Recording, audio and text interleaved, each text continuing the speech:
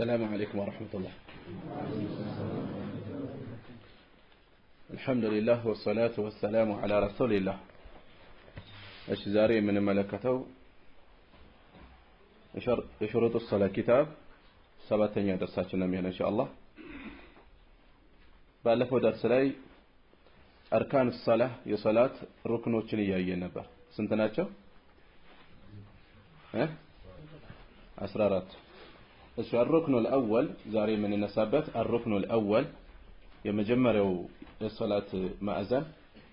صلاة مأذن سنة المدنة ويتفلقوا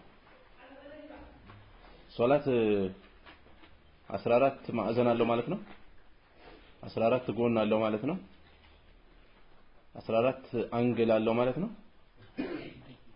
من مالتنا تاريخ إسلام أمست مأذن الله سنة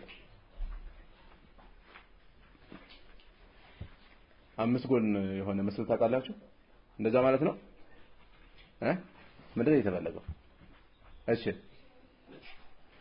እስላም አምስት ማዕዘን አለ ሲባል አምስት እስላም ለመባል አንድ ሰው ሙስሊም ለመባል አምስቱን ነገር ማሟላት አለበት ነው ማለት ነው። እሺ ማዕዘን የሚለው በደንብ የሚገልጽልኝ ማዕዘን የሚለው እሺ ዋና ክፍሎች ማለት ነው የተፈለገው። ነብዩ ሰለላሁ ዐለይሂ ወሰለም ኢስላም አምስት ማዕዘናት አሉት ሲሉ ምሳሌያዊ የሆነ አገላለጽ አለው ውስጡ።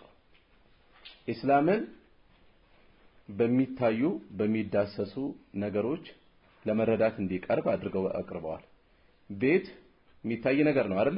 የሚታይ የሚዳሰስ ነገር ነው። ልክ ቤት ልክ የቤት ጥንካሬው ማዕዘኑ ላይ እንደሚሆነው ኢስላምም ልክ እንደዛ ጠንካራ ጎኖች አሉት ዋና የሚቆምባቸው። የቤት ዋና ክፍሎቹ ቢፈርሱ ቤቱ አደጋ ላይ እንደሚወድቀው የኢስላም ዋና ክፍሎች ወደቁ ማለት የአንድ ሰው እስልምና በዛው መጠን አደጋ ላይ ወድቋል። ምስላዊ የሆነ ስዕላዊ የሆነ አገላለጽ ነው። ልክ እንደ ቤት አድርገን እንድናስብ ነብዩ ሰለላሁ ዐለይሂ ወሰለም በምሳሌ ማስተማር ያበዛሉ። ቀጥታ ምሳሌ ብለው አይናገሩም፣ ግን አገላለጻቸው ውስጥ ብዙ ምሳሌ አለ። إنما الأعمال بالنيات وإنما لكل امرئ ما نوى ስራዎች በንያዎች ናቸው። ለሰው ሁሉ የነየተው ያሰበው ነው ያለው። እነዚህ ቋሚ ህግ ናቸው። ከዛ ቀጥሎ የመጣው ምሳሌ ነው። ለምሳሌ ሂጅራ ማለት እንደማለት ነው። ቀጥሎ የተገለጸው ምንድነው?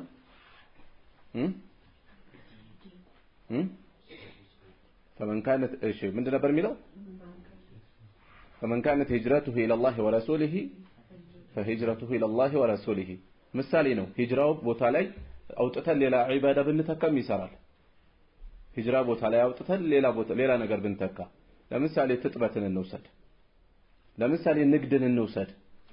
ለምሳሌ ትርፍ ነገር ያለበትን ያን ትርፉን አላህን ያስበበት ወይም ደግሞ ሰደቃ እናስገባበት። እዛ ቦታ ላይ ሰደቃ ብናስገባ ሰደቃ አላህና መልእክተኛውን ካሰበበት ስጦታውን አላህና መልእክተኛውን ካሰበበት ወደ አላህና ወደ መልእክተኛው ወደ አላህ ይቀበለዋል ማለት ነው። በስጦታው በሚሰጠው ነገር ሙገሳ ከሆነ የፈለገው ሌላ ነው አላማው። የሰዎችን ውዳሴ ከሆነ የፈለገው ምሳሌ ነው እዛ ጋር የተፈለገው። ሌሎችም ቦታዎች እናያለን። ለምሳሌ الحلال بين والحرام بين حلالና حرام ግልጽ ናቸው። وبينهما امور مشتبهات ከዛስ ቀጥሎ ምንድነው ያለው? እሺ طيب እሱን ካሳለፍን በኋላ ከራዒ የሚላለው አይደለ? ምሳሌ ነው እዛ ቦታ ላይ የተጠቀሰ ያለው። እንዲህ አይነት ብዙ ነገሮች ናቸው ያሉት። ብዙ ናቸው። እኛ ምሳሌ ተብሎ ስላልተጠቀሰ ምሳሌ ላይ መስለን ይችላል። በደንብ ካስተዋል ነው ግን ዋናውን መልእክት ያስቀምጡና ከዛ ምሳሌ ያስከትላሉ። ወደዚህም ስንመጣ አርካኑል ኢስላም የኢስላም ማዕዘናት አምስት ናቸው። ማዕዘናት ሲባል ራሱ ገለጸው ምሳሌ ነው። ምሳሌ ያገላለጻለው ምን ኢስላምን በቤት መስለው አቀረቡት። የቤት ዋና ክፍሎቹ ማዕዘናቱ እንደሆነው የኢስላም ዋና ክፍሎቹ እነዚህ ናቸው። ምሳሌ እንድንወስድ የሚጠቁም ነገር አለው ማለት ነው። እሺ ወደዚሁ ስንመለስ الركن الاول የሶላት ሩክኖች 14 ናቸው ብለዋል ሼኹ። የመጀመሪያው ሩክን የመጀመሪያው ማዕዘን القيام መቆም ነው مع القدرة ከችሎታ ጋር ከመቻል ጋር። والدليل ማስረጃው قوله تعالى ከፍ ያለው ጌታ አላህ እንዲህ ማለቱ ነው حافظوا ተጠባበቁ ጠብቁ على الصلوات በሶላቶች ላይ والصلاة الوسطى መካከለኛዋ ሶላት በተለይ ደግሞ የበለጠ ትኩረት ትፈልጋለች የበለጠ ጠብቋት وقوموا لله لله قوموا قانتين تزاجوج هناچو እሺ በዚህ ውስጥ ምን አለ የመጀመሪያ القيام مع القدرة ከችሎታ ጋር ስንል ምን እናወጣዋለን የቻለ ሰው መቆም የሶላት ዋና ክፍል ነው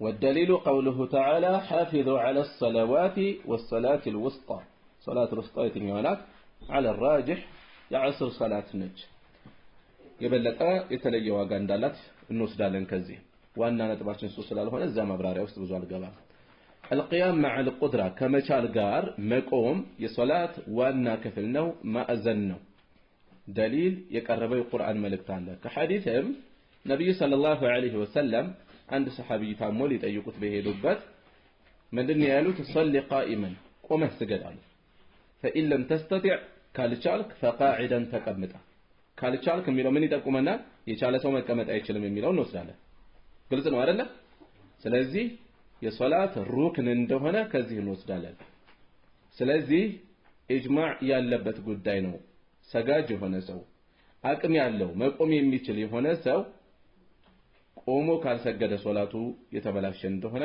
ከዚህ እንወስዳለን የተበላሸ እንደሆነ እንወስዳለን ተለይቶ የሚወጣ አለ ከዚህ መቆም ግዴታ የማይሆንባቸው ቦታዎች አንደኛ مع القدرة ተብሏል አይደለ ከችሎታ ጋር ተብሏል ችሎታ ከሌለ መቻል ከሌለ ግዴታነቱ ወይም ሩክንነቱ ቀረ ማለት ነው ደሊል ማስረጃ የሚነግረኝ ያልቻለ ሰው ቆሞ እንዲሰግድ አይገደድም ደሊል እሺ لا يكلف الله نفسا إلا وسعها የችሎታውን ያክል እንጂ አላህ ነፍስን አያስገድድም ሌላ እሺ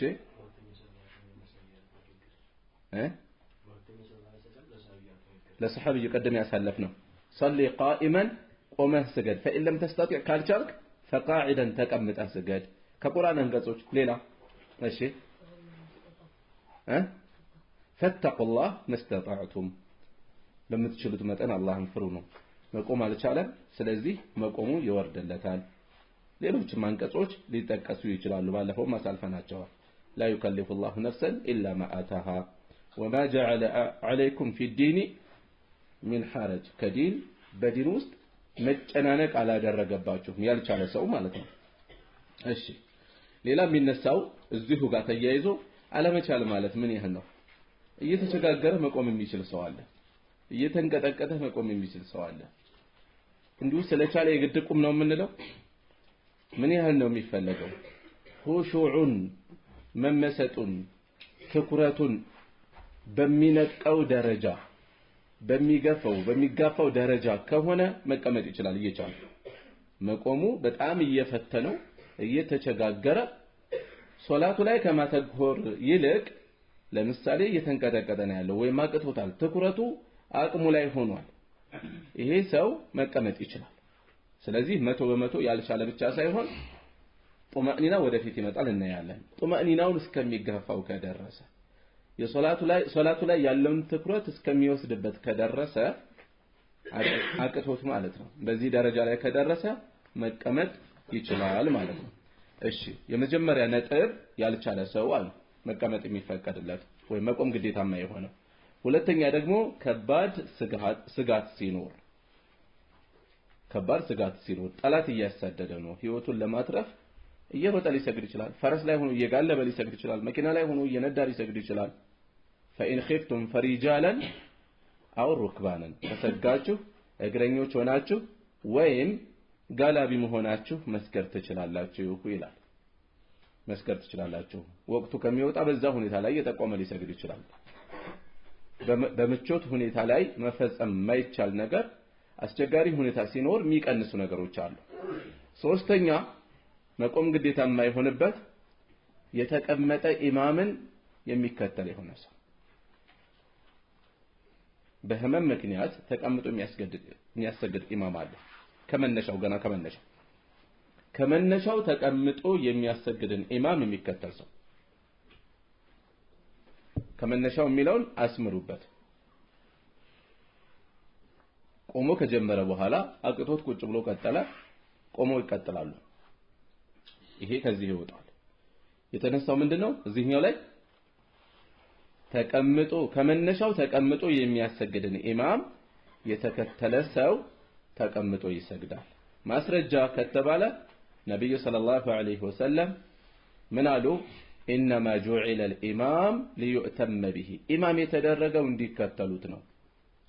ወኢዛ ሰላ ቃዒደን ተቀምጦ ከሰገደ ፈሰሉ ቁዑደን አጅመዑን ሁላችሁም ተቀምጣችሁ ስገዱ አሉ። አንድ መረጃ። ሁለተኛ መረጃ መልእክተኛው ሰለላሁ ዐለይሂ ወሰለም በአንድ ወቅት ታመው ነበር።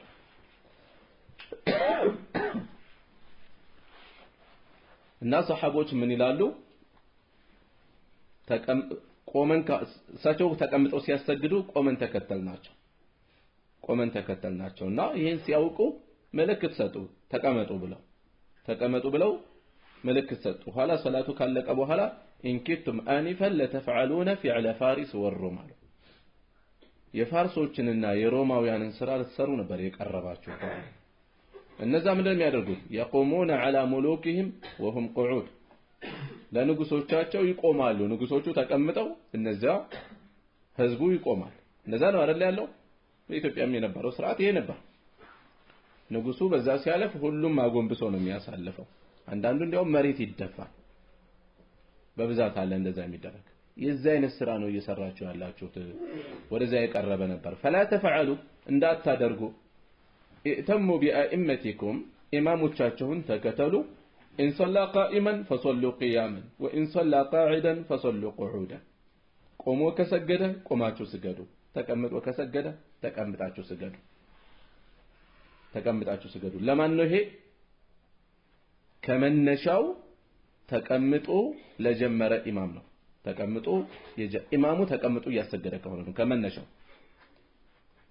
ከመነሻው እንደዛ ካልሆነ ቆመን እንከተላለን። ደሊሉ ምንድነው?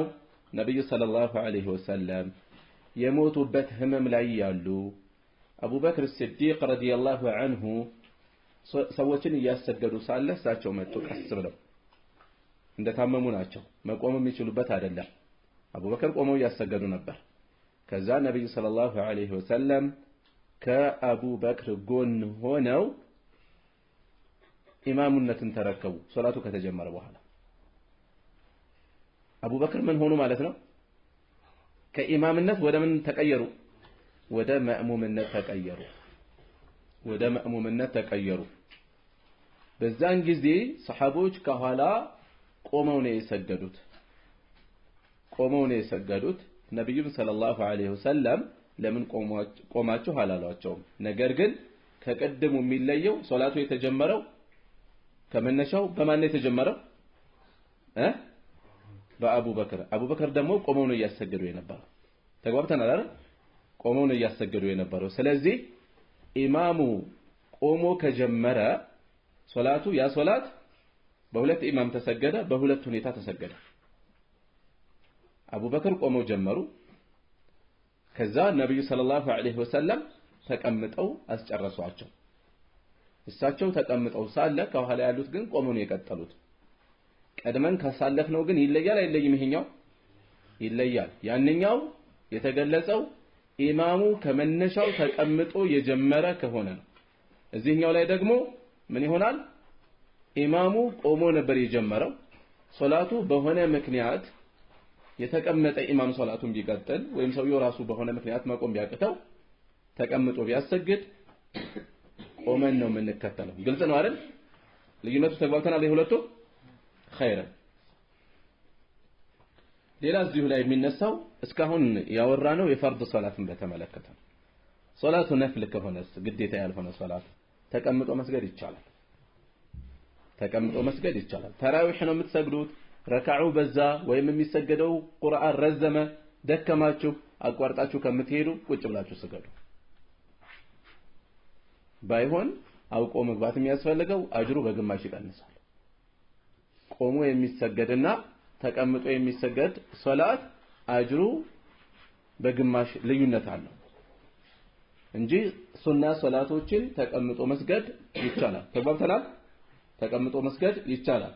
እሺ ቀጣዩ እንቀጥል الثاني الركن الثاني ሁለተኛው የሶላት ሩክን تكبيرة الإحرام تكبيرة ነው الله أكبر الإحرام مكلكيا ما أبيع تكبيرة والدليل ما سرجوا حديث عندهم لو حديث نو تحريمها ما أبيعوا من متأكب نو بلفها سالفنا كصلاة وجه لسو የሚፈጽማቸው ነገር ሶላት በመግባቱ ምክንያት የሚከለከላቸው ነገሮች አሉ አይደለ ማውራት መብላት መጠጣት የመሳሰሉ ነገሮች እንደፈለጉ በነፃነት መንቀሳቀስ የለም በምን ተከለከለ በሶላቱ ምክንያት ሶላቱ በምን ተወጠነ ተጀመረ በተክቢራ አላሁ አክበር እቺ ተክቢራ ሰውየውን ከነበረበት ወደ ሌላ ሁኔታ የምትቀይር ነች ከነፃነቱ ወይም ከተፈቀደለት ሁኔታ የምታቀበው የምትከለከለው በዚያ የተነሳ ተክቢረቱል ኢህራም የማቀቢያ የመከልከያ ተክቢራ ተብላ ትጠራለች ማስረጃው ምንድነው ሩክን እንደሆነ የሚያመላክተው ተህሪሙሃ التكبير የሶላት ማቀቢያዋ ተክቢር ነው አላሁ አክበር وتحليلها መፈቻዋ ደግሞ ልክ እንደታሰረ ነበር ሶላት ውስጥ ይያለ እንደፈለገ አይሆንም ነበር التسليم ተስሊም ነው መፈቻዋ ካሰላመተ በኋላ ምንድነው ማለት ነው ነፃ ነው ሌሎች ተግባሮችን ከሶላት ውጭ ያለ ሰው የሚሰራቸውን መስራት የሚችልበት وبعدها ከሷ በኋላ ከተክቢረተ الإحرام በኋላ الاستفتاح የመክፈቻ ዱዓ አለ استفتاح መክፈቻ ዱዓ دعاء الاستفتاح وهو سنة ነው አሉ ሙስተሐብ ነው ማለታቸው ነው ሱና ከዚህ በፊት አሳለፈን እንዴ ትርጉሙ ሱና እንደ ቦታው ትርጓሜ ይለያያል ሱና ማለት ፈለግ ምሳሌ ማለት ሊሆን ይችላል መጥፎም ይሁን ጥሩም ይሁን ነብዩ ሰለላሁ ዐለይሂ ወሰለም ምን ብለዋል ለምሳሌ በሐዲታቸው ستتبعون سنن من كان قبلكم ከናንተ በፊት የነበሩ ህዝቦችን ሱናዎች ትከተላላችሁ ሽብረን ቢሽብሪን ወذراعا بذراع ክንድ በክንድ ስንዝር በስንዝር ክንድ በክንድ ትከታተሏቸዋላችሁ حتى لو دخلوا جحر ضب የወከሎ ጉድጓድ እንኳን ቢገቡ ለደخلتموه ትገቡታላችሁ አትመለሱ ምንም ኸይር የለውም ግን አትመለሱ ማለት በዚህ መጠናቸው አሉ እየነቀፉ ነው እንዴት የሌሎችን ሱና ተከተላላችሁ ይላሉ በዚህም ጊዜ ሰሃቦች ጠየቁ አልይሁድ ወነሳራ ያ ረሱላህ አይሁድና ነሳራዎችን ነው ተከተላላችሁ የምትለናሉ قال فمن ታዲያ ማን ነው መላችሁ እነሱን እንጂ አሉ የነሱን ተግባር ምን ብለው ጠሩት ሱናና من كان قبلكم ሱና ብለው ጠሩት መልካም ነው ማለት ነው አይደለም ስለዚህ መጥፎ ተግባራት ምን ተብሎ ሊጠራ ይችላል ማለት ነው ሱና በቋንቋ ደረጃ ያለው ትርጓሜ ሱና ማለት ፈለግ መንገድ ማለት ነው ኸይርም ይሁን ሸር ከዛ ባለፈ ግን ሱና የነብዩ ሰለላሁ ዐለይሂ ወሰለም አስተምህሮት አጠቃላይ ሱና ተብሎ ይጠራል فمن رغب عن سنتي فليس مني ከሱናዬ የዞረ ሰው ከኔ አይደለም ወይም ደግሞ عليكم بسنتي ሱናዬን አደራችሁን አጥብቃችሁ ያዙ እያሉ የሚናገሩበት አለ ሱና እዚህ ቦታ ላይ ሁሉንም ዲን የሚይዝ ነው አቂዳም ይገባል በውስጡ አህካም ይገባል በውስጡ ሙስተሐብ የሆኑ ነገሮች ይገባሉ በውስጡ ሱና የቢድዓ ተቃራኒ ሆኖ ይመጣል የቢድዓ ተቃራኒ ከዛ የተለመደው የፈጅር ሱና የዙህር ሱና የሱና ጾም ስንል ምን ገልጸው ሱና እሱ ሌላ ትርጓሜ ነው የማን ትርጓሜ ነው የፉቃሃ የፊቅህ ምሁራን የሚጠቀሙት ትርጓሜ ነው ስህተት ነው ወይ ችግር የለም ግን ያንኛውን ዋናውን ትርጉም እንዳያደበዝዝ መጠንቀቅ ያስፈልጋል እንጂ لا مشاحة في الاصطلاح ላሉ ዓሊሞች በቃላት አጠቃቀም መጣላት የለም ዋናው ጭብጡ ምን ነው የተፈለገው ቁም ነገር እዚህም ላይ ዑለማኡ الفقه የፊቅህ ምሁራን ሱና እያሉ የሚገልጹት ችግር የለም ግን ሙስተሐብ ነው ዛይ ተፈለገው ቢፈጸም አጅር የሚያስገኝ ቢቀር ማያስቀጣ ማለት ነው አይደል እዚህም ሼኹ وبعدها الاستفتاح وهو سنة ነው ግን እሱ አሉ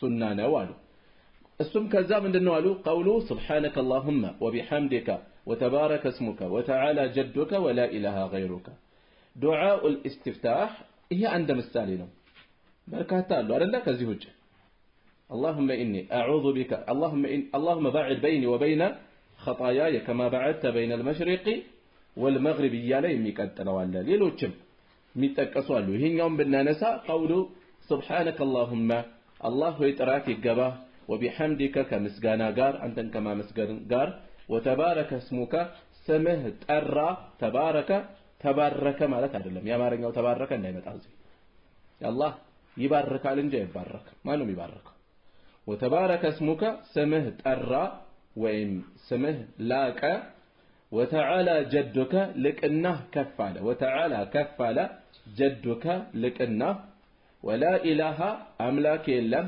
غيرك ካንተ ውጭ እውነተኛ አምላክ የለም ከዛም ሊያብራሩ ነው ومعنى سبحانك اللهم የሚለው መልእክቱ አይ ማለት ነው ونزهك አጠራሃለሁ التنزيه اللائق የሚገባ የሆነን ማጥራት التنزيه ማጥራት اللائق የሚገባ የሆነ بجلالك በልቅና ከልቅና ጋር የሚገባ ማለት ምንድነው አጠራን ብለው የሚያበላሹ ሰዎች አሉ አንዳንድ ሰው አደነቅኩ ብሎ ሊያንቋሽሻቸው ይችላል የማይወራ ነገር ሊያነሳ ይችላል ነሳራዎች ሰምታችሁ ከሆነ ምን ይላሉ ኮኬለሽ ማርያም ይላሉ ኮኬለሽ ማርያም አንድ ሰው ለማድነቅ አላህን ለማድነቅ የነውር ነገሮችን እየዘረዘርክ እንደዚህ የለውም እየተባለ አይደነቅም አይባልም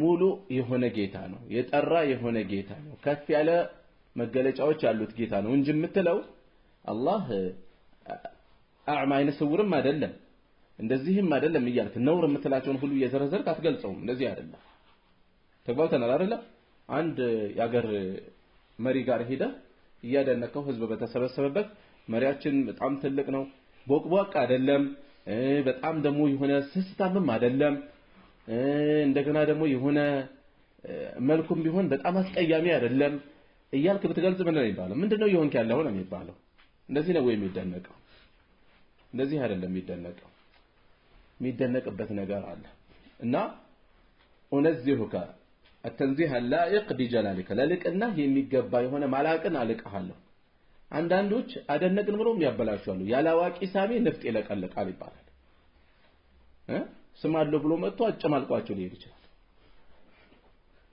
ያላዋቂ አጥሪ አላህን አጠራለሁ ብሎ ጭራሽ አላህ ዓለም ውስጥም የለም ካለም ውጭም የለም ያህባሽ አቂዳ አላህ ወደ ምስራቅ የለም ወደ ምዕራብ የለም ወደ ሰሜን የለም ወደ ደቡብ የለም ወደ ታች የለም ወደ ላይ የለም ዓለም ውስጥም የለም ከዓለም ውጭም የለም ከዓለም ጋር ተነካክቶ የለም ተለያይቶም የለም ምንድነው ያዛገላለጽ ጤነኛ አቅል ያለው ሰው የሚያወራው ወሬ አይደለም ይሄ ችግር አለ እንደዚህ ሰፈር ነው የሚባለው በዚህ መልኩ የሚገልጽ በሰለፎቹ ጊዜ አንዱ እንደዚህ ያደረጉ የሚገልጹ ጀህሚያዎችን ምን አሉት አንዱ የጀህሚያ ምሳሌው ቤትህ ውስጥ ዘንባባ አለ ተብሎ ሲጠየቅ አዎ አለ ቅጠል አለው የለውም ቅርንጫፍ አለው የለውም እሺ ግንድ አለው የለውም ስራ አለው የለውም ባክህ ግቢው ውስጥ ዘንባባ የለም ዝም ብላ ነው የምታወራው አሉት ልክ እንደዛ ነው ዘንባባ አለ ግን የለም አላህ አለ ይሉና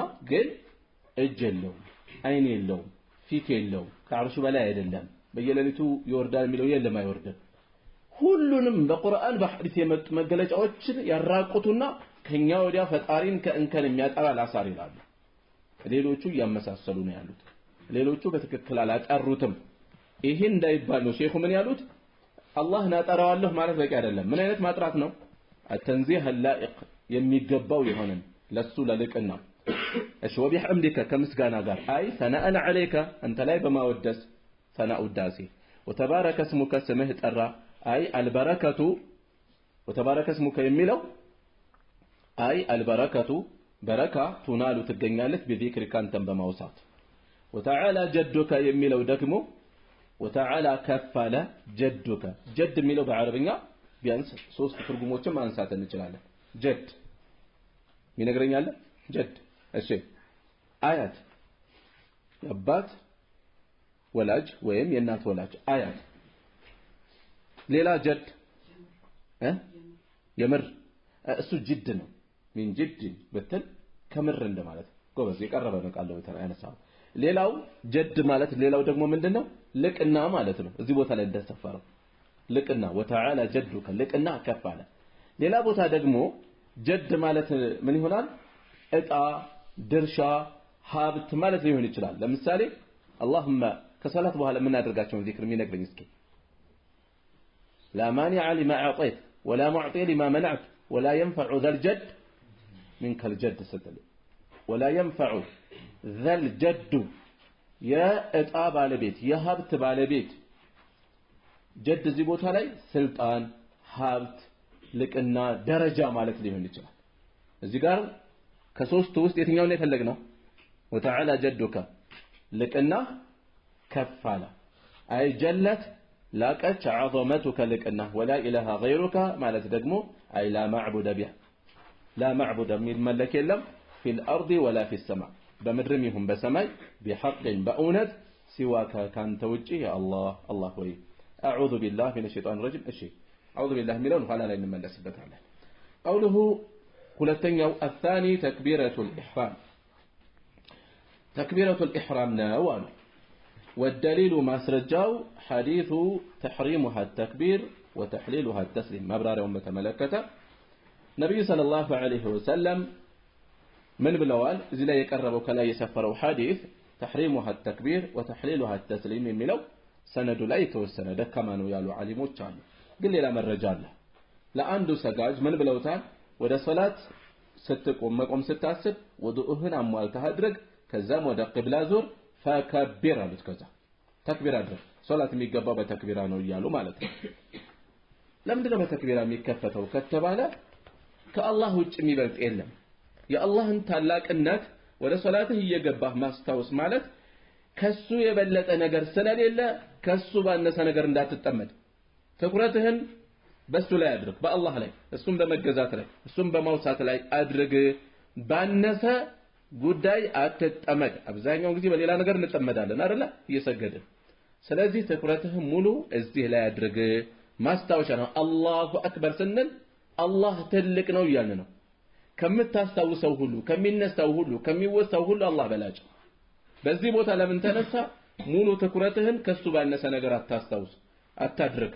ሙሉ ወደ አላህ ብቻ ዙር ለማለት ነው። ተክቢረቱል ኢሕራም ጥንቃቄ የሚፈልጉ ነገሮች አሉት። አንደኛ ተክቢረቱል ኢሕራምን በተመለከተ በዚህ ቃል ብቻ ነው መጠቀም የሚቻለው አላሁ አክበር። ሌላ ቃል ያው አላህ ማላቅ ነው። ለምሳሌ አርረሕማን ረሒም ቢል ይችላል። አርረሕማኑ አክበር ቢል ይቻላል ያሉ ሰዎች አሉ። ማላቅ ከሆነ ምን ችግር አለው? ነብዩ ሰለላሁ ዐለይሂ ወሰለም በህይወታቸው አንድ ጊዜ እንኳን ሌላ ቃል ካልተጠቀሙ ሌላ ማድረግ ይቻላል ለማለት መነሻ የለም። ስለዚህ በዚሁ ብቻ እንጠቀማለን። ሁለተኛ አላሁ አክበር ቅደም ተከተሉም ይሄ ነው መሆን ያለበት። አልአክበሩ አላህ ቢል መልእክቱ እኮ ችግር የለውም። ግን አንዴም በዚህ መልኩ ስላልተገኘ ቃሉ ይጠበቅ። ሶስተኛ አላሁ አክበር የሚለውን በተመለከተ ሚል ሰው አለ አዛን ላይ ለምሳሌ አላሁ አክበር ይሄ መልእክት ይቀይራል። አላህ ትልቅ ነውን ነው እያለ ያለው። ጥያቄ ነው እየጠየቀ ያለው። መልእክቱ ግን እዚህ ላይ ጥያቄ ነው እንዴ? አይደለም። አላሁ አክበር አላህ ትልቅ ነውን ነው እያለ ያለው። ልክ ነው አይደለም። እንድትሳቀቁ አይደለም ስታወጡት። ኢማሙ በትክክል ነው ያለው፣ ጎተተው፣ አስረዘመው፣ አሳጠረው እያላችሁ እንድትሳቀቁ አይደለም። የአንድ ሰው ሶላቱ አስሉ ጤነኛ ነው የጎላ ተጨባጭ የሆነ ጥፋት እስካላገኘን ድረስ ሸክ ውስጥ እንድትገቡ አይደለም። ለራሳችሁ ግን እንድታርሙ ነው። ስተት ካለ አላሁ አክበር አክባር የሚሉ ሰዎች አሉ። ስተት ነው። አክባር ሌላ ነው ትርጉሙ። አክባር ጀምዑ ከበር ማለት ነው። ከበር የሙዚቃ መሳሪያ ነው። ሌላ ትርጉም ነው። ሌላ ነገር ነው የምንሄደው። አላሁ አክበር ሚላለ ስተት አይደለም። ግን እንደ ትርጉም እንደ መልእክት ስተት አይደለም። ሶላቱ አይበላሽም በዚህ ምክንያቱም በዚህ መልኩ መጥቷል። አረቦች ዘንድ ሐምዛን በዋው መቀየር መጥቷል። አላሁ አክበር በሚል አለ። ግን በሐዲስ በመጣው ላይ ብቻ እንገደብኛ ይቻላል። ምን ችግር አለ? አንዳንዱ የሆነ እንግዳ ነገር የሚፈልጋል። ኻሊፍ ተዕረፍ ተቃረን ትታወቃለህ የሚል ህግ ይከተላል ሳያውቀው። በቃ ያወቀው ወጣ ያለ ሰው የማያውቀው ነገር ሲያጋጥመው ያችን አጋጣሚ ላይ ተሳሳትክ እኮ ሲሉት እንዴ አልገባችሁም እናንተ እያለ ራሱን ማሳያ ነው። በቃ ተጨቃጭቀው መጨረሻ ላይ ልክ እንደሆነ ይረጋገጣል። አዋቂነቱ ታየለት ማለት ነው። ይሄ እንዲህ አይነት ኢኽላስ ጋር የሚሄድ አይደለም። ቲላዋ ስትቀሩ ራሱ አካባቢያቸው ላይ ያልታወቀ ቲላዋ ስተት ያልሆነ ያጋጥማቸዋል። ስትቀሩ ግን ተሳሳቱ ብለው የሚሉ ሰዎች የሚገጥማቸው ከሆነ ማስተማር ያስፈልጋል። ወጣ ብለን መነጋገሪያ መሆን ያስፈልጋል። እሺ ስለዚህ በትክክል ቃሉን እናወጣለን። አላሁ አክበር ባይሆን ወስዋስ ውስጥ እንዳትገቡ። አላሁ አጋጥሟችኋል? እንደዚህ የሚል ሰው ያጋጥመዋል? ይሄ ወስዋስ ይባላል። እዚህ ጋር ይሄ በሽታ ነው። በትክክል አመጣሁት አላመጣሁትም ከእንደዚህ ጋር ገጥሟል፣ ልቤ ከኢኽላሲ ከምላሴ ከእንትኑ ጋር ገጥሟል አልገጠመም፣ ሰቀቀን ውስጥ የሚገባ ሰው አለ። አንድ ሼህ ከጎናቸው አንዱ ሊሰግድ አላሁ እያለ ይመለሳል። አክበር በለው ሸክ የለውም ማለት አላህ እያለ እየደረሰ ይመለሳል። አላህ እያለ ይመለሳል። ስለዚህ ሸክ ውስጥ ወስዋስ ውስጥ እንድንገባ አይደለም የተፈለገው። እዚህ ላይ በቃሉ በትክክል እናውጣ ስንል አጉል ጥርጣሬ እንክፈት እያልን አይደለም። ግልጽ ነው አይደለ? ጥንቃቄ በትክክል እንድናወጣው ለማስታወስ ብቻ ነው የተፈለገው። ተክቢረቱል ኢህራም ፋቲሐም እንደዚሁ ጥንቃቄ የሚያስፈልገው ሌላ ነጥብ ማስታወስ ያለባችሁ አላሁ አክበር የሚለው ፋቲሐንም ስንቀራ እነዚህ ወሳኝ ቦታዎች ላይ መቅራት ነው የተባለው። ከንፈር መንቀሳቀስ ብቻውን ምላስ መንቀሳቀስ ብቻውን በቂ አይደለም። ዝም ብዬ እያያችሁኝ ነው። አፌ ተንቀሳቅሷል አልተንቀሳቀሰም? ተንቀሳቅሷል። ቀርቻለሁ አልቀራም? ይሄ መቅራት አይደለም። መቅራት አይደለም። ወይም ደግሞ ዝም ብሎ የሚያስብ ሰው አለ። ሶላት ላይ ቆሞ ከንፈሩ ምንም የማይንቀሳቀሰው ያጋጥማል። አንዳንድ ስታዩት ምንም የለም። የዳሰሳ ንባብ የሚባለው ተማሪ የሚያጠናው አይነት ጥናት የሚያጠና ሰው አለ። ዝም ብሎ እያየ የሚያነብ ሰው አይነት። ይሄ እንዲህ አይነት በዚህ መልኩ ቢቀራ አንድ ሰው አጅር አያገኝም። እያጠና ከሆነ በጥናቱ አጅር ሊያገኝ ይችላል። ለምሳሌ ኪታብ ሙጣላዓ እያደረገ ዒልም እያየ ኪታብ እያጠና ነው ያለው። ዒልም እየተማረ ስለሆነ እያጠና ስለሆነ አጅር ያገኝበታል። በቁርአን በዛ መልኩ ቁርአንን ቢያይ ቁርአን ቀርቷል አይባልም። ያ ሰው በአንድ ሐርፍ 10 አጅር ያገኛል የተባለ አያገኝም። አልቀራማ መቅራት አይደለም ይሄ። ሶላታችንም ላይ እንደዚሁ አላሁ አክበር ድምጽ መኖር አለበት።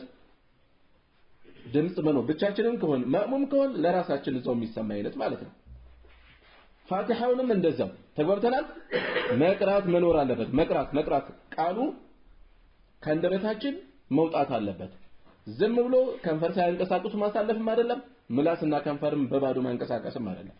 ግልጽ ነው አይደለ? ጥንቃቄ ስለሚያስፈልጉን ትኩረት እንድትሰጡት ነው። ሌላ ተክቢረተል ኢህራም ወደ ሶላት ስትገቡ ኢማሙን ሩኩዕ ላይ ብታገኙት ሙሉ ቆማችሁ ነው ተክቢረተል ኢህራም መባል ያለበት። ሶላት የሚገባው ተቆሞ ነው አይደለ? ሰውየው መጥቶ አላሁ አክበር ብሎ አክበር ታች ነው የጨረሰው። ይሄ በትክክል አልፈጸመም። ተክቢረተል ኢህራም በቁም ቆሞ ነው መፈጸም ያለበት አንድ ሰው። አላሁ አክበር ከዛ መውረድ ይችላል። ግልጽ ነው። ከፈለገ የተሻለው አፈጻጸም ሁለት ተክቢራ ማስገኘት ነው።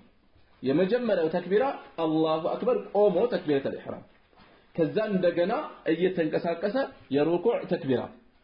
ግልጽ ነው። የተሻለው ይሄ ነው።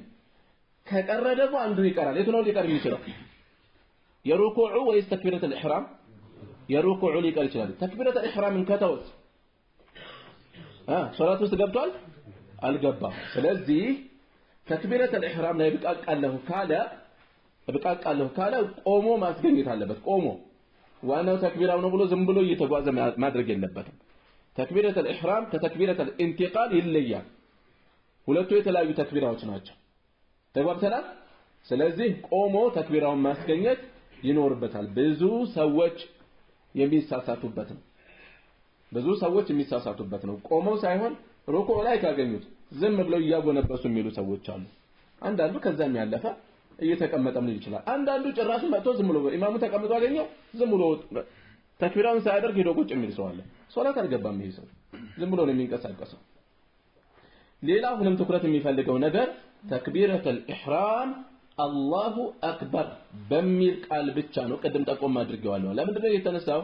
ሐነፊያ መዝሐብ አካባቢ የመጣችሁ ካላችሁ በሌላም ቋንቋ ቢሆን ችግር የለውም የሚሉበት አላችሁ።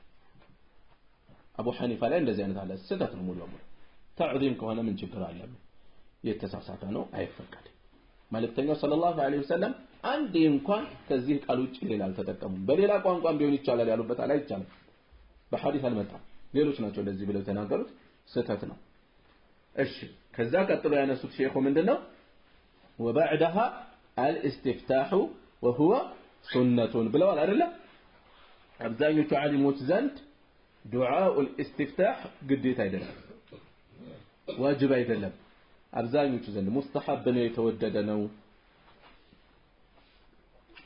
መፈጸም ያለበት ሱናው ድምጽን ዝቅ አድርጎ ነው ማስተማር የፈለገ ሰው አንዳንዴ ሊያደርግ ይችላል ከነብዩ ሰለላሁ ዐለይሂ ወሰለም አልተገኘም ከፍ ማድረግ ከዑመር ከፍ ማድረግ ተገኝቷል ለማስተማር ነው ግን ያደረጉት ቀድም ያሳለፍነውን ዚክር ማለት ነው ያሳለፍነውን سبحانك اللهم የሚለው እስከ መጨረሻው ከዑመር እያሰገዱ ድምጻቸውን ከፍ አድርገው ፈጽመውታል ለማስተማር ከሆነ ነው እንጂ ድምጽ ዝቅ ተደርጎ ነው የሚደረገው ማለት ነው ሌላውንም ዱዓ الاستفتاح ላይ የሚነሳው ማእሙም የሆነ ሰው ኢማሙ እየቀራ መጣ ለምሳሌ ሶላት الجهرية ድምጽ ከፍ ተደርጎ የሚሰገድበት ነው ገባችሁ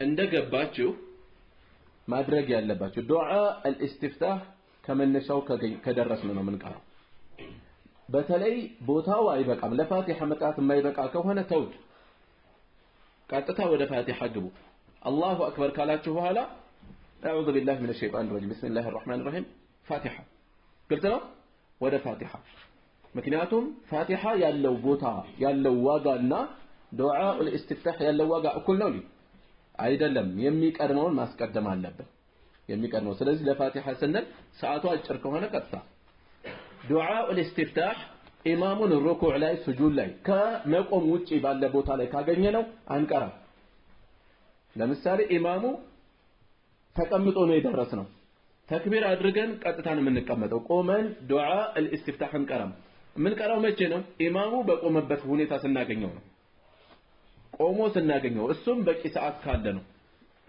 እሱንም ራሱ ቢቀር ይሻላል ምክንያቱም ከመነሻ ሲያገኝ ነው የሚቀረው ያሉ ዓሊሞች አሉ ስለዚህ ሩኩዕ ላይ ብናገኘው ስጁድ ላይ ብናገኘው ተቀምጦ ብናገኘው ዱዓ الاستفتاح እንቀራለን አንቀራም ማለት ነው አንቀራም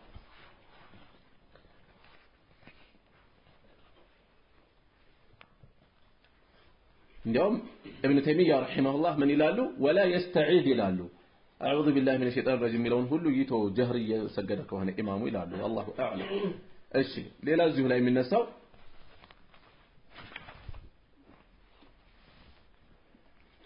እሺ ወደ መልእክቶቹ قول سبحانك اللهم وبحمدك وتبارك اسمك وتعالى جدك ولا إله غيرك የሚለውን ካስቀመጡ በኋላ የመጀመሪያ ومعنى سبحانك اللهم የሚለው ونزهك أترها التنزيه اللائق የሚገባ የሆነ ማጥራትን بجلالك በልቅናህ የሚገባ ለልቅናህ وبحمدك የሚለው ደግሞ ثناء عليك በአንተ ላይ ውዳሴ ማድረስ ብለው ነው የተረጎሙት የራቅ አይደለም ትክክለኛው ግን وبحمدك ማለት حمد ማለት ትርጉሙ ابن تيمية እና ተማሪያቸው ابن القيم ምን ይላሉ حمد ማለት ምስጋና ማለት የሚመሰገነውን መልካም ነገሮች ከውዴታና ከማላቅ ጋር መጥቀስ ማለት ነው ማመስገን አላህን ማመስገን ማለት ውዳሴ ምስጋናን መደጋገም ነው ብለው ይገልጻሉ والله اعلم ብዙ የራቀ ነገር አይደለም وتبارك اسمك وتعالى وتبارك اسمك የሚለው البركات تنال بذكرك በረካ አንተን በማውሳት ይገኛል አላ بذكر الله تطمئن القلوب አላህን በማውሳት ልቦች ይረጋሉ ስክነት ያገኛሉ ይሄ والبركة تنال بذكرك بركة نهراس عندنا فاذكروني أذكركم أوصن أوساتشوها له هلال يسون سن بموسات كالله بميقني بركة الله مالتهم يمساسلو ሌሎችም ደሊሎች ተጨባጭ መረጃዎች ስላሉ ይሄን ሌሎችም ዚክሮች ይሄ ምሳሌ ነው የቀረበው ሌሎችን ማድካሮች ሸምደደን ሐፈዘን ሊዝ ይገባል መጨረሻው ላይ ያለችውን አንስቻ ቆማለሁ እሺ እሱ ምንድነው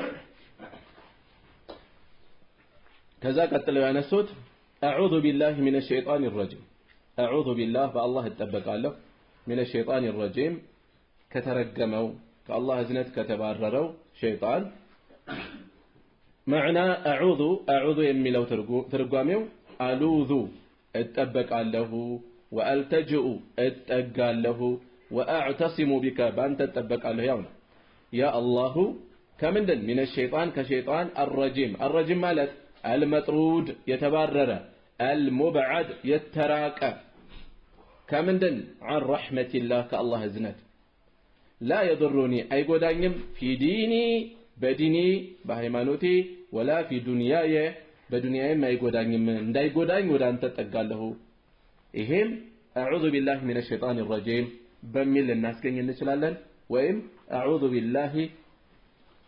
بالله السميع العليم من الشيطان الرجيم من همذه ونفخه ونفثه لن نشلالن وأنه نجر راس يشالة نص المتابتم يمتاو قرآن ستقرو كشيطان تتبقوا يميلو مرجع قلت له عرلا مرجع من دمه ها ما نم يقرأ عليه دليله قرآن مقرات ياسبسو كشيطان متابق على دليله ايش فإذا قرأت القرآن فاستعذ بالله ይሄ ነው ደሊሉ ስለዚህ ይሄን ቀርቶ ከዛ ወደ ቢስሚላሂ الرحمن الرحيم ካለ በኋላ ይቀጥላል ማለት ነው የተወሰኑ ጥያቄዎችን አይቻ ቆማለሁ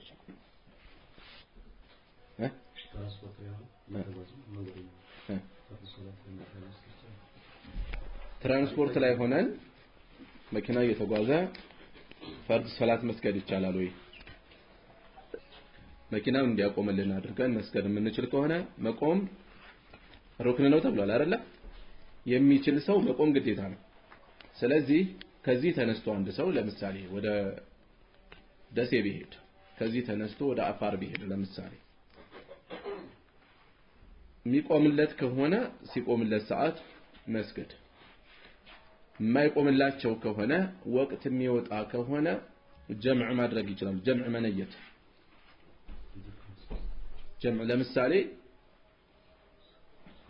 ظهرنا عصرا በአንድ ወቅት ظهرنا عصرا በአንድ ወቅት በظهر ወቅት ወይም በአስር ወቅት ሊሰግድ ይችላል ሙሉ ሶላት ፈጅር ሊሰግድ ነው ፈጅር ወቅት ላይ ነው እየተጓዘ ያለው ለምሳሌ የሱብህ ሶላት ሊነጋበት ሆነ መኪና ውስጥ ነው ያለው ቆሞ መስገድ አይችልም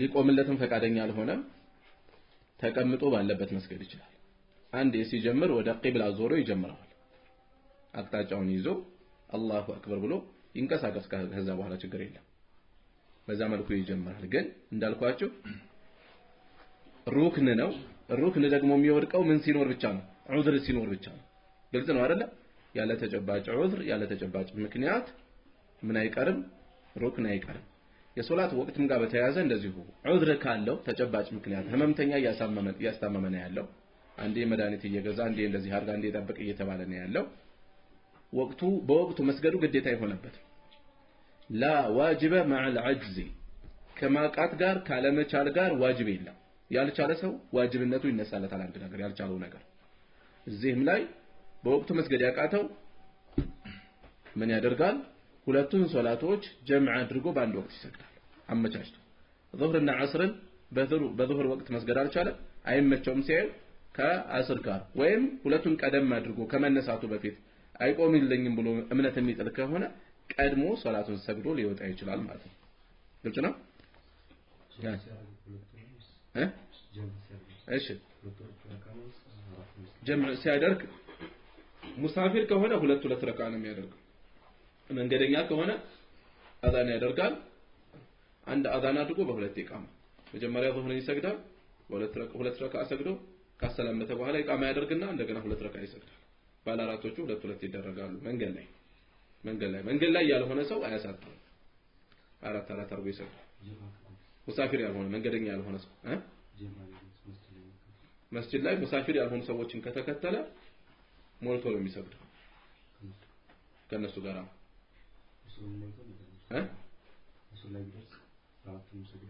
አራት ነው የሚሰግደው ሞልተው የሚሰግዱ ሰዎችን ከተከተለ ሞልቶ ይሰግዳል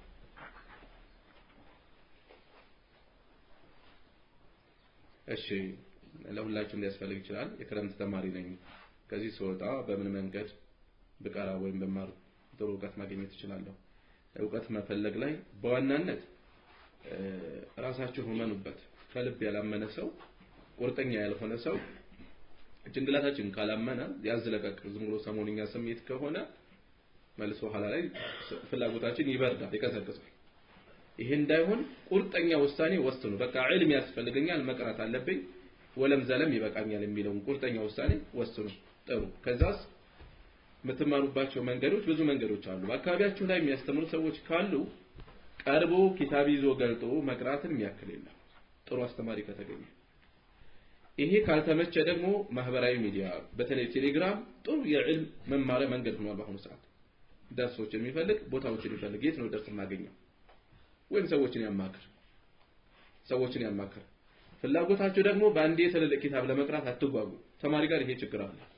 አስተማሪዎች ጋር ደግሞ ምን ችግር አለ? ተማሪ የጠየቀውን መቀበል አለ። ይሄ ደካማ አካሄድ ነው። ከስር ጀምራችሁ ያጠራችሁ ሄዱ። 40 በደንብ አልቀራችሁ አጥርታችሁ በደንብ ቀሩ። ሰላተቱ ኡሱል በደንብ ቀሩ። ሽሩጡ ሰላህ በደንብ ቀሩ። እያደረጋችሁ እያጠራችሁ እንጂ ባንዴ ብሉግ ባንዴ ቡኻሪ ይጀምራሉ። አንዳንድ ሰዎች ምንድነው የምትቀራው? ቡኻሪ ነው እየቀራህ ያሉት። ቡኻሪና ሙስሊም ቀርቻለሁ ትርሚዚ ጨርሻለሁ ይላል። ከዛ እስኪ ሰላተቱ ኡሱል አቅራ ብትለው በደንብ አድርጎ ማቅራት አይችልም። ምን ትርጉም አለው ይሄን ቅራት? የሚፈለገው መለወጥ ነው ማወቅ ነው አይደለ? ለማውራት ለጀብድ አይደለም የሚቀራው። ይሄ ዒባዳ ነው። በሶላታችሁ ለጉራ እንደማትፈልጉበት በቂራአታችሁ ለጉራ አይደለም የምንቀራው። ስለዚህ መስመር ያዙ። ከዚህ በፊት ያሳሰብኳችሁ ነገር አለ። በዕልም ተጠቃሚ ለመሆን የሚያስፈልጉ 4 ነጥቦች ብዬ። አንደኛ ነጥብ ቃላትን ለቅም አድርጋችሁ ያዙ። ቃላት መልቀም ብዙ ፋይዳ አለው። አንድ ኪታቡ እየቀለላችሁ ነው የሚሄደው። በትክክል የማይይዝ ሰው ብዙ ገፍቶ ጣም ያጣበታል ቂራአቱ ላይ። ምክንያቱም ብዙ አልተለወጠም እሱ። ኪታብ ያቀልላችኋል። በራሳችሁ ኪታብ እያገላበጣችሁ እንድታዩ መንገድ ይከፍትላችኋል። ያለ ሰው ድጋፍ ሙሐደራ እያዳመጣችሁ ዳዕዋ እያዳመጣችሁ አረበኛዎቹ እኛ ሀገር ላይ ከሚሰጡት አብዛኞቹ ትምህርቶች በአረበኛ የሚሰጡት የውጮቹ የተሻሉ ናቸው። አብዛኞቹ ሁሉም አላልኩም የተሻሉ ናቸው። ይሄን ለመጠቀም የምንችለው እኛ የቃላት ስብስባችን የቃላት ክምችታችን ሲጨምር ነው። ቃላት ልቅም አድርጋችሁ ያዙ። ቃላት ለመያዝ የሚጠቅመው ምንድነው? በደንብ አድርጋችሁ ትንሽ ትልቁ መጻፍ አትልመዱ። ጽፌዋለሁ የሚል ጭንቅላት አደገኛ ነገር ነው። በቃ ጽፈዋል ይላል ስለተጻፈ አይጠፋም ትላለህ። እዚህ አይደለም ታስቀምጠው እዚህ ነው። ትኩረትህን ማዳመጥ ላይ መያዝ ላይ አድርገው። አንዳንድ ቃል ጻፍ ችግር የለም። ሁሉንም የምትጽፍ ከሆነ ግን እዚህ የሚቀረው አንዳንድ ነገር ጭንቅላት ጥገኝነትን ተቀበለ ለመደ ማለት ነው። አታርጉት እንደዚህ። አንዳንድ ነገር አልፎ ጻፉ ችግር የለም። ሁሉንም የምትጽፉ ከሆነ ግን ችግር ነው። ስለዚህ ቃላት ለቅማችሁ ያዙ፣ ትኩረት ስጡ፣ አዳምጡ። ቂራአት ላይ ስትከታተሉ ከልብ ሁኑ። የሚወሰውሳችሁን አካል አታዳምጡ። ወደ ጎን አብራችሁ አትቀመጡ። በጎን ጉዳይ የሚጠቀም ሰው ካለ ከጎን አብራችሁ በቅርብ አትቀመጡ። ከዛስ ሁለተኛ ነጥብ ምንድነው? መልእክትን መያዝ። ከኪታብ የሚፈለገው መልእክቱ ነው አይደለ? መልእክቱን ትኩረት ስጡ። ቃል በቃል በተለይ ከክፍለ ሀገር የመጣችሁ ወንድሞች ይሄ የቃል በቃል ቂራአት ብዙዎች የተለከፉበት ነው። በአጭር ጊዜ ትልልቅ ኪታብ ይጨርሳል። ከዛ እስኪያቀራ ስትለው የመጣበት መንገድ ነው። ያው ምን ያደርጋል? በቃ ቃል በቃል እየተረጎመ በአንድ ጊዜ 3 ገጽ ቀራሁኝ እኮ ይላል። ማሻአላህ እስኪ በዚህ አይነት አቀራር ከቀራው ምን ያህል ጊዜ ይወስድብኛል? ቀኑን ይቆጥራል፣ ገጹን ይቆጥራል። ትኩረት መጨረስ ላይ ሆነ ማለት ነው። ይሄ በብዛት መልእክት ላይ ያላተኮረ ቂራአት ነው። እንዲህ አይነት ሱስ የሚያመጣው እንዲህ አይነት ጉጉት የሚያመጣው መልእክት ላይ አተኮሩ። በጥርት አድርጋችሁ ጥቂት ምትኖችን ብትቀሩ ትልልቆቹን ያለ ሰው ድጋፍ ራሳችሁ ልትቀርባቸው ትችላላችሁ። መልእክት ላይ አተኩሩ። ሶስተኛ ነጥብ ምንድነው? ነጥቦችን ከምን ጋር ማገናኘት? ከደሊል ጋር ወይም ሐዲስና ቁርአን ከስር የሚቀርቡትን ከርዕስ ጋር ማገናኘት። አራተኛ ነጥብ ጥናት ያስፈልጋል። ኪታብ ቀርታችሁ ዝም ብላችሁ አምጥታችሁ አትጣሉት። ለሁለት ክፍል ጥናታችሁን። አንድ የየቀኑን ኪታብ አጥኑት። ቀርታችሁ ስትመለሱ ቤታችሁ ሊሆን ይችላል፣ መስጂድ ውስጥ ሊሆን ይችላል። ሸርህ ያዙ። ስትቀሩ ሸርህ አትዩ። እየቀራችሁ ሸርህ አትዩ። ሐሳባችሁን ይበታተናል። የምታዳምጡትን ያሳልፍባችኋል። አንዳንድ ነገር ዝም ብላችሁ በመትን ቅሩ። ወይም የያዛችሁት ሸርህ ብቻ ከሆነ ትኩረታችሁ ሙሉ መትኑ ላይ ብቻ አድርጉ ሸርህ አትዩት የእናንተ ሸርህ ምን ይላል ስትባሉ ብቻ ታያላችሁ ካስፈለገ ዝም ብላችሁ መትኑ ላይ ብቻ ቀሩ እሱን ትጨርሱ ኋላ ላይ ቃሉንም መልእክቱንም መያዛችሁ ሸርህ ካለም በሸርሁ አንዴ ገረፉት እንዲያውም ከቻላችሁ ከመቅራታችሁ በፊት ከቤታችሁ ገና ስትወጡ ገረፍ አድርጋችሁ አይታችሁ ትሄዱ የምትጠይቁት ነገር ካለ ትጠይቃላችሁ የምታነሱት ነገር ካለ ታነሳላችሁ ከዛ ይሄ አንድ ነው ከቂራአት መልስ አንዴ ማየት ሌላስ ጊዜ ሙሉ ኪታቡን ቢያንስ አንድ ሁለት ጊዜ ወይም ሶስት ጊዜ ሙራጃ አድርጉት ከልሱት ሙሉን መለስ ብላችሁ ከመጨረሳችሁ በፊት የመጣችሁበትን እዩት አንዳንድ ነገር ረሳችሁ ታገኙታላችሁ ያንን ትከልሳላችሁ በዚህ መልኩ ስትመጡ ለሌላ ማስተላለፍ የሚያስችል አቅም አጎልብታችኋል ከቻላችሁ አቅሩት ኪታብ ስታቀሩ ከምታቀሩት ሰው የበለጠ እናንተ ናችሁ የምትጠቀሙት ለምን ሐሳባችሁን የመግለጽ አቅም ታዳብራላችሁ አንዳንዱ ዒልም እያለው ተረርቶት ማስተማር የማይችል ብዙ ሰው አለ ማስተማር ራሱን የቻለ ፈን ነው አስተማሪዎች ውስጥ ከሌለው እንጂ ጎበዝ አስተማሪ የምትሉት አለ ከሌ ብዙም አይደለም የምትሉት ዕውቀት ላይ ሆነ ይችላል ያነሰው ሐሳቡን መግለጽ ግን የሁሉ ሰው ክህሎት አንድ አይደለም ስለዚህ እርስ በርስ ጓደኛ ይዛችሁ አንዳችሁ እየቀራችሁ ሌላኛው ደግሞ እየቀራ እንደዚህ በተለይ 3-4 ሰው ከሆናችሁ ደግሞ የበለጠ ኸይር ነው አድርጋችሁ ስትቀሩት እየመላለሳችሁ በዚህ መልኩ ለሌላ ስታስቀሩት ሐሳባችሁን ምላሳችሁ ይፍታታ የምታውቁት ቃል አንዳንዴ ትቸገራላችሁ ለማውጣት የምታውቁት ቃል ሐሳባችሁ ይፍታታ ሰዎች ሲጠይቋችሁ ያን ተመራመራላችሁ ትፈልጋላችሁ ታጣራላችሁ ተጠቀማችሁ የጎደላችሁን ነገር ገብቶናል ብላችሁ ያሰባችሁት ነገር ስታቀሩ ያልጠበቃችሁት ነገር ይገጥማችኋል ስለዚህ ትኩረት ማድረጋችሁ በደንብ አድርጋችሁ ትኩረት ሰጥታችሁ ስትመላለሱ የምትጠቀሙት ነገር ይኖራል በዚህ መልኩ ትጠቀማላችሁና ሌላ ኪታቦችን ምረጡ በጉጉት አትሄዱ ሉጋ በጣም ነገር ነው ነህው ነው ሰውን የሚጠቅመው ነህው እንደዚህ ነው ብለው እናንተ ገና ብዙ ኪታብ አልገፋችሁ የነህውን ዋጋ በጣም አጋነው ሲነግሯችሁ ይሄን ኪታብ ነው መቅራት ያለብኝ አሁን ምላስ ለመግራት ይጠቅማል ሐረካዎችን ትለይበታል ምናምን ይሏቸዋል አሁን ገና ጀማሪ ሆኖ ለማንበብ ይቸገራል ስለዚህ ነህው በቃላ በቃ ይሄን ፈተዋለሁ ማለት ነው ብሎ ያስባል ነህው ራሱ አይገባህም አሁን ጀማሪ ሆነ ኪታብ የሆነ ያክል ገፋ ቃላት ሳትረዳ ነህው ቀርተህ አይገባም ሰዎች የጓጉበትን ኪታብ ሊያስጀምሯቸው ይችላሉ ራሳቸው ኡሱል الفقه በጣም ወሳኝ ኪታብ ነው ዒልም ማለት እሱ ነው እንጂ እንደከሊቁ ኡሱል الفقه ስላልገባቸው እንደዚህ የሚያደርጉት እያሉ ያወሯቸዋል ኡሱል الفقه መቅራት ያለብኝ አንተ ፍቅህ አልቀራም ኡሱል الفقه ልትገባ ትነሳለህ